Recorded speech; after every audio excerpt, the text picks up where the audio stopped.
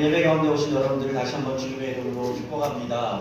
우리 교회는 예수 잘 믿고 또 예배 잘 드리고 또 예수님이 중심 되시는 교회인 줄로 믿습니다. 예배 본질이 회복될 때 우리 삶에 하나님의 축복이 날마다 가득하게 부어지게 되는 줄로 믿습니다. 그 축복을 붙들고 우리가 세상을 향하여 나아가서 가르치고 전파하여 세상을 변화시키는 교회까지 우리가 성장해 가야 될 줄로 믿습니다. 우리 이렇게 함께 고백하면 좋겠습니다. 이렇게 고백할까요? 우리는 복 받은 사람입니다. 우리는 다 잘 될 줄로 믿습니다. 하나님께서 우리의 삶을 형통하게 하실 것입니다.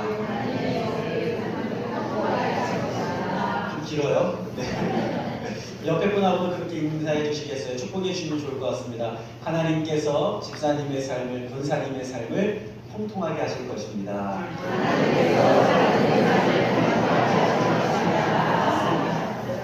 아멘. 믿는 대로 될 줄로 믿습니다. 오늘 말씀의 제목은 너는 내 것이라입니다. 그러니까 성경을 읽다 보면은 반복해서 나오는 것이 있죠. 오늘 말씀을 우리가 읽으면서 계속적으로 반복해서 나오는 것이 있었어요. 무엇입니까? 너는 내 것이다. You are mine이라는 거죠. You are mine. 너는 내 것이다. 영어를 잘 가르치는 선생님에게 비결을 물어보았습니다. 영어를 잘하는 비결이 무엇입니까? 그랬더니 첫째는 복습이요, 둘째는 연습이요, 셋째는 반복이라는 겁니다. 무슨 말이에요? 첫째도 반복, 둘째도 반복, 셋째도 반복이라는 거죠. 반복해서 할 때 그것이 성장하게 되고 좋은 성적을 거둘 수 있다는 것이죠. 하나님께서 성경을 통해서 우리 가운데 계속해서 반복하시는 게 있는데 무엇이냐면 너는 내 것이다. 내가 구원자다. 내가 능력이다. 11절과 12절의 말씀을 다 같이 함께 읽도록 하겠습니다. 11절과 12절입니다. 시작. 나는 여호와라. 나 외에 구원자가 없느니라. 내가 알려주었으며 구원하였으며 오였고 너희 중에 다른 신이 없었나니 그러므로 너희는 나의 증인이요 나의 하나님이니라. 여호와의 말씀이니라. 아멘.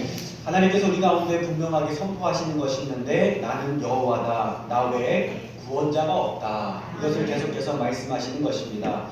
공부를 잘 못하는 사람의 특징이 있어요. 무엇이냐면 첫 번째로는요. 공부 못하는 사람들은 시험 발표가 나야지 공부한다는 겁니다. 평소에 펑펑 놀다가 언제 시험 봅니다 하면 그때부터 공부하기 시작한다는 거죠. 공부를 더 못하는 사람은 어떤 사람이냐? 발표가 났는데도 놀다가 하루 전날 시험 공부를 벼락치기로 하는 사람입니다. 벼락치기로 하면 될 것 같은데 벼락치기 하다 보니까 어떻게 해요? 피곤하잖아요. 맨날 자요. 맨날 자고 눈 뜨면 아침이에요. 또 어떤 사람이 공부를 잘 못하느냐? 기껏 시험 범위를 가르쳐줬는데 정말 신기한 것은요. 이 친구가 너무 열심히 공부를 하는데 다른 데를 공부하고 있어요. 네. 그리고 나서 시험 보고 나면 선생님이 속였다고 꼭 공부 안 한 데서만 문제를 내더라고 이렇게 말하는 친구들이 있습니다. 여러분 또 공부 잘 못하는 사람의 특징이 있는데 공부하기 전에 공부할 수 없는 이유가 너무 많아요. 이유가 많아요. 예를 들면은 공부하려고 했더니 뭐가 지저분해요? 책상이 지저분해요. 그때부터 책상을 막 청소하기 시작합니다. 그 유리 밑에 숨어있는 지우개 가루까지 다 하나하나 유리를 들어서 청소하다 보니까 1시간, 2시간 청소하다 보니까 뭘 가져야 돼요? 쉬는 시간을 가져야 돼요. 그래서 간식 먹고 야식 먹고 그리고 잠깐 쉬다가 물 붙이다 보니까 아침이 되었어요. 이런 경우가 많이 있죠.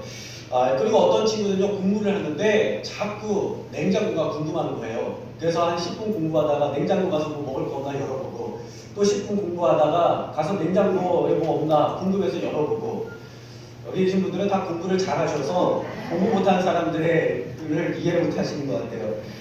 여러분 또 어떤 사람이냐면 핵심 주제를 잘 모릅니다. 아무리 백날 얘기해줘도 그 주제에 대해서 잘 모르고 엉뚱한 데 짚고 공부하는 친구 그런 친구들이 공부를 잘 못하는 친구죠. 근데 공부 잘하는 사람 특징 가운데 하나가 뭐냐면 핵심을 잘 잡는다는 거예요. 정확하게 집어내는 사람, 그 사람이 공부를 잘하는 사람입니다. 우리가 신앙생활도 잘 하려면 뜬구름 잡는 것이 아니고 핵심을 잡아야 될 줄로 믿습니다. 그 핵심이 바로 무엇이냐? You are mine. 너는 내 것이다. 하나님께서 우리 가운데에 나만이 구원자고 나만이 생명이고 나만이 힘과 능력이 된다. 그래서 오늘 주님께서 우리에게 말씀하시는 줄로 믿습니다. 이 말씀이 신약 성경에서는 어떻게 나올까요? 신약 성경에 보니까 내가 곧 길이요 진리요 생명이니 나로 말미암지 않고는 아버지께로 갈 자가 없느니라. 이게 말씀하고 있어요. 예수님께서 말씀하시는 것은 내가 곧 the only way, 내가 곧 유일한 길이다, 내가 유일한 생명이다 말씀하고 있는 것입니다. 사도행전에 보니까는 바울이 그런 사도들이 이런 고백을 하죠. 다른 이로서는 구원을 받을 수가 없나니 천하 사람 중에 구원을 받을 만한 다른 이름을 우리에게 주신 적이 없다. 어떤 어머니 이야기인데요. 이 어머니가 미국으로 유학 간 딸이 엄마에게 전화를 걸었습니다. 엄마에 전화를 걸어서 엄마 나 한국에서 먹던 그 멸치가 너무 먹고 싶어. 멸치를 좀 보내주세요. 이렇게 이야기를 했어요. 이 어머니가 딸을 사랑하는 마음으로 멸치를 한 박스 사다가 그냥 본인에게는 좀 그래서 어떻게 해요? 대가리를 띄고 똥을 떼고 그렇게 손질을 하기 시작했어요. 그리고 이제 한참 동안 시장에서 좋은 멸치를 사서 다 발라내고 딸에게 보내주었습니다. 가는데 한 며칠이 걸릴 거 아니겠습니까? 근데 소포를 받은 딸이요 엄마한테 전화를 했어요. 엄마 어쩌자고 멸치 대가리와 똥만 보냈어요? 그러니까 이 엄마가 실수를 한 거예요. 기껏 발라놓은 멸치와 몸통은 쓰레기통에 버리고 미국에 있는 딸에게 대가리하고 똥만 보낸 겁니다. 여러분 인생을 살면서 이런 인생을 사는 사람들이 참 많이 있습니다. 멸치 몸통을 버리고 머리만 모으는 사람, 버릴 것만 모으는 사람이 있다는 거예요. 반면에 중요한 것을 깨닫고 그것을 붙드는 사람이 있다는 것입니다. 세계적인 컨설팅 회사 중에 그 베이앤 컴퍼니라는 회사가 있어요. 이 회사가 성장하는 기업을 연구했는데 한 10년 가까이 걸쳐서 추적 조사를 하면서 열심히 연구를 했습니다. 그리고 그 연구 조사한 자료를 가지고 책을 냈어요. 그 책 제목이 무엇이냐면 핵심에 집중하라라는 말입니다. 핵심에 집중하라. 그의 연구에 의하면 가장 강력한 성과를 내는 그런 기업은 한 개 내지는 두 개의 핵심 사업을 기반으로 하고 있다는 거예요. 그러니까 모든 것을 다 하게 되면요 다 평준화될 수밖에 없습니다. 그러나 한 가지, 두 가지에 집중하니까요 거기에 크게 성장하게 되더라는 거예요. 우리나라에서 유명한 삼성도요 어디에 집중하고 있어요? 반도체하고 핸드폰에 집중하고 있지 않습니까? 거기에서 대부분의 수익을 거두고 있다는 것입니다. 그가요 알렉산더 대왕을 이렇게 연구해 보면서 그가 4년도 안 되는 짧은 기간에 올림푸스에서 에베레스트 산까지 정복한 거리가 6,000km가 넘는다고 합니다. 4,000마일이 넘는데 지구상에서 가장 거대한 지역을 정복하고 다스렸는데 그가 죽은 다음에는요 몇 년도 되지 않아서 이 나라가 무너지게 됩니다. 다 무너지게 돼요. 왜 그렇게 됐을까 이렇게 연구를 해보았더니 그 이유가 무엇이냐면 핵심으로부터 멀어졌기 때문에 나라가 망했다 이렇게 결론을 내렸습니다. 이 마게도니아라는 핵심 지역 수도로부터 너무 멀리 떨어져 있어서 자원을 다 분산하게 되다 보니까 약화가 되었고 제대로 통치하기가 어려웠다는 것입니다. 그래서 그가 결론을 내렸어요. 인생의 핵심에서 점점 멀어지게 되면 망할 수밖에 없다. 핵심을 붙들어라. 그것이 바로 이 책의 내용이었습니다. 우리가 이것을 통해서 배워질 것이 무엇일까요? 우리가 생명의 근원이 되신 하나님에게서 멀어지면 우리는 망한다는 것입니다. 생명에서 멀어지면 우리는 망한다. 주님만이 우리의 소망이 되시는 줄로 믿습니다. 사람들은요 더 이상 사람에게는 선한 것이 없고 소망이 없다고 진작에 결론을 내렸습니다. 언제 내렸느냐? 르네상스 부흥운동이 14기에서 16세기에 일어나게 되었죠. 그리고 그것을 기반을 바탕으로 해서 나중에 산업혁명이 또 벌어지게 됩니다. 여러분 이 르네상스 운동을 계몽운동이라고 부르기도 합니다. 언라이먼트 무브먼트라고 하죠. 계몽운동, 사람의 이성에 빛을 비춰주는 것, 그것이 바로 계몽운동인데 이 계몽이라는 것은 사람을 가르쳐서 깨우는 것을 의미합니다. 다시 말하면 이성 중심적인 사고운동이라고 할 수 있는 거예요. 내셔널리즘이라고 할 수 있는 것입니다. 인간의 이성을 활용하면 유토피아, 이상국가를 건설할 수 있다. 그것이 바로 그때 가졌던 사고방식이었어요. 그런 마음으로 운동이 퍼져나가게 됩니다. 사람에게 선한 것이 있고 이성을 가지고 유토피아를 건설할 수 있다. 이것이 바로 핵심이었어요. 근데 어떻게 됐는지 아십니까? 처참하게 무너졌어요. 처참하게 깨졌습니다. 언제 깨지게 되냐면 세계 제1차 대전이 일어나게 되면서 세계 인구의 어마어마한 사람들이 전쟁 가운데 죽음을 맞이하고 잔혹하게 살해되는 것을 바라보면서 그들의 결론을 내립니다. 인간에게는 희망이 없다. 사람에게는 희망이 없다. 인간의 이성에는 희망이 없다. 희망이 없음과 소망이 없음을 발견하게 됩니다. 인간을 유토피아로 이끌어줄 줄 알았던 이성이 오히려 사람들을 잔혹하게 죽이고 다른 사람들을 지배하기 위한 도구로 사용하는 것을 보면서 더 이상 인간 안에는 선한 것이 없음을 그들이 깨닫게 되는 것이죠. 하루는 간호사가 환자에게 주사를 놓으면서 이렇게 부탁을 했습니다. 부탁 한번 할게요. 환자분. 좀 이따가 의사 선생님이 퇴진하실 건데 선생님께서 오시면 건강해진 표정을 좀 지어주시겠어요? 이렇게 부탁을 하는 거예요. 그랬더니 간호사의 말에 이 환자가 화를 내면서 이렇게 이야기합니다. 아니 내가 지금 죽을 병에 걸렸는데 지금 곧 죽을 것 같은데 어떻게 의사 앞에서 건강한 표정을 지으라는 것이오? 여자 간호사가 참 안타까웠다는 듯이 이렇게 이야기를 했어요. 실은 선생님께서 환자분이 곧 조만간 죽을 것을 알고선 시리에 빠져 계세요. 그래서 의사 선생님께 기운 좀 내시라고 이렇게 환자분께 부탁을 드리는 겁니다.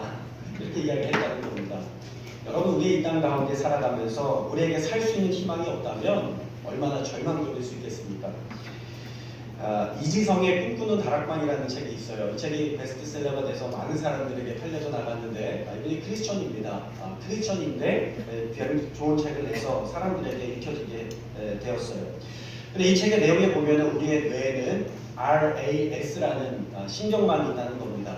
이 신경망은 새망신경계라고 해요. 새망신경계.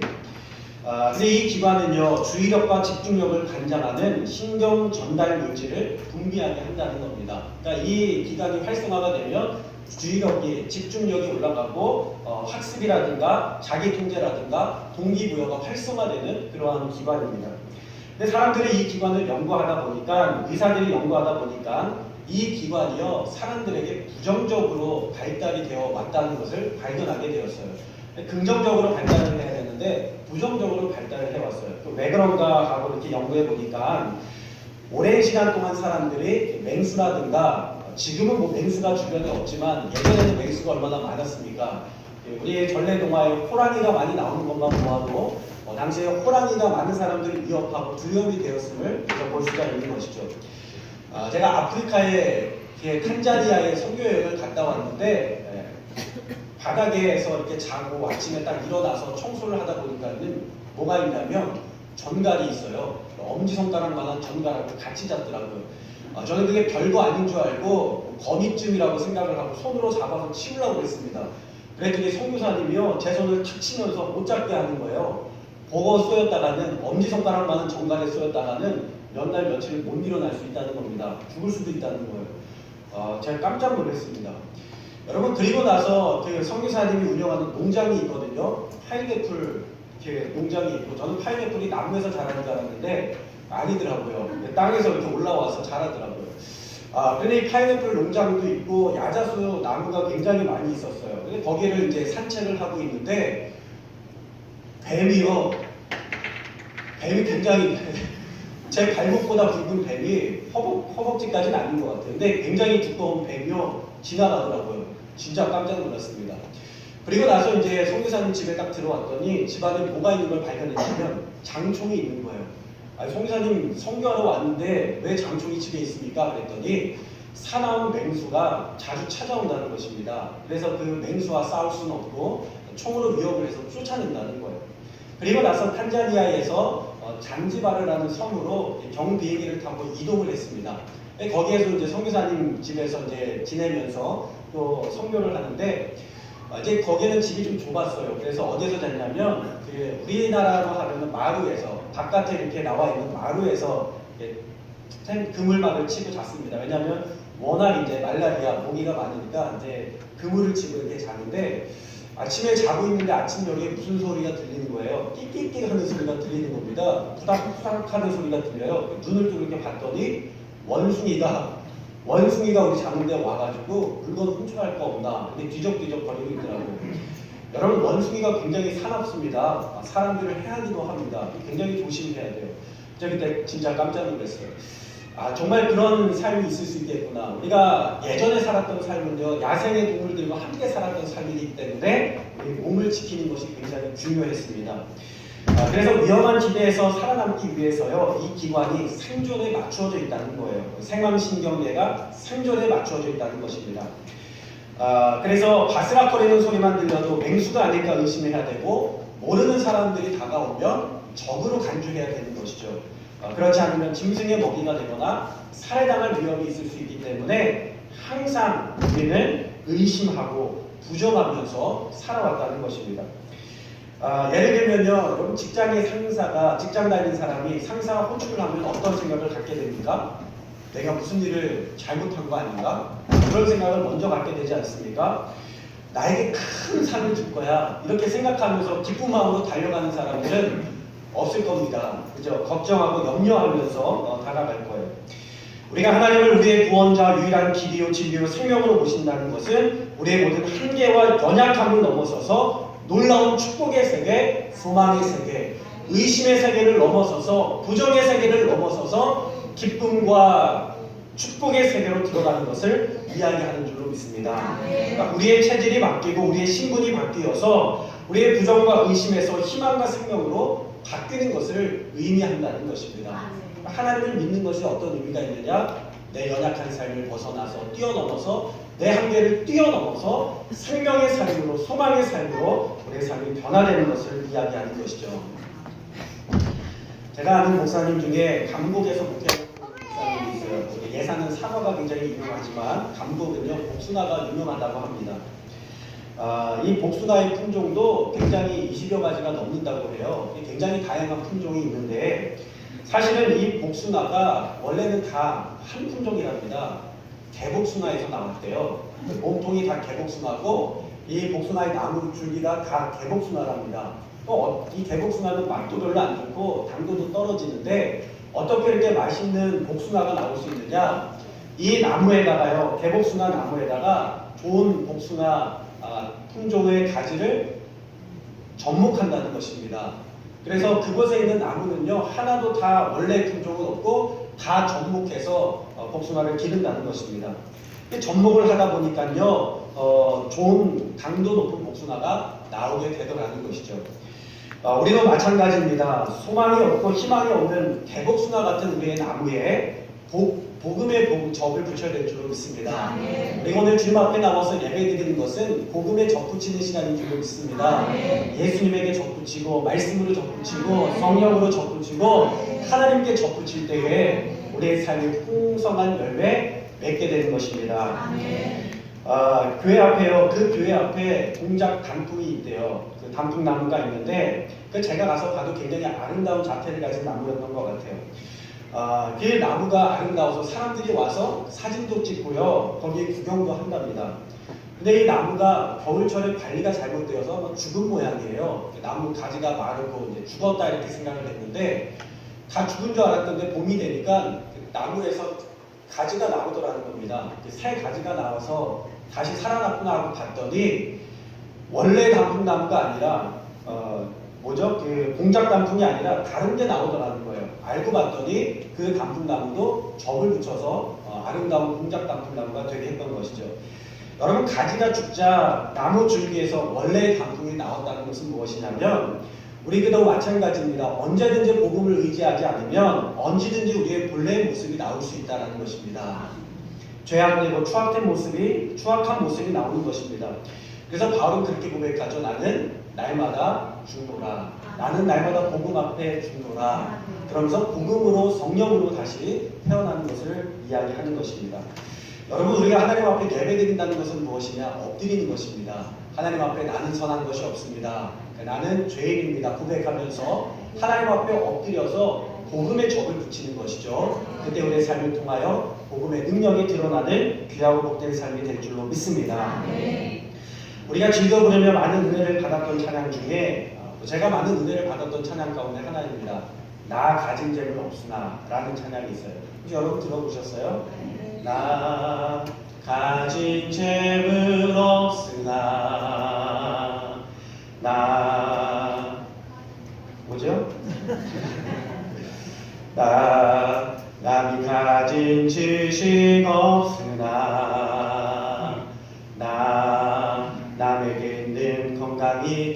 하느나 나 남이 없는 것 있으니. 표정들을 보니까 한 번도 들어보시지 이쯤 하면 따라하실 만도 한데, 여러분, 이 찬양을 작사한 사람이 송명희 신입니다. 굉장히 유명한 분이신데, 한번 찬양을 나중에, 오늘은 아니지만 부르면 좋을 것 같아요. 혹시 준비되어 있으면. 네. 이 찬양이요, 어떻게 작곡이 된 거냐면, 송명희 신이요, 사실은 태어날 때 중증 뇌성마비 환자로 태어나게 됩니다. 왜 그렇게 태어나게 되냐면, 의사가 아이를 이렇게 분만을 받는 중에 이 집게로 아이의 뇌를 잘못 건드려서 손해를 다치게 돼요. 그러면서 이 아이가 뇌성마비로 울지도 못하고 몸도 스스로 가눌 수 없을 그런 아이로 태어나게 됩니다. 당시에 집은 가난했고 뇌성마비 아이에게 해줄 수 있는 것이 아무것도 없었어요.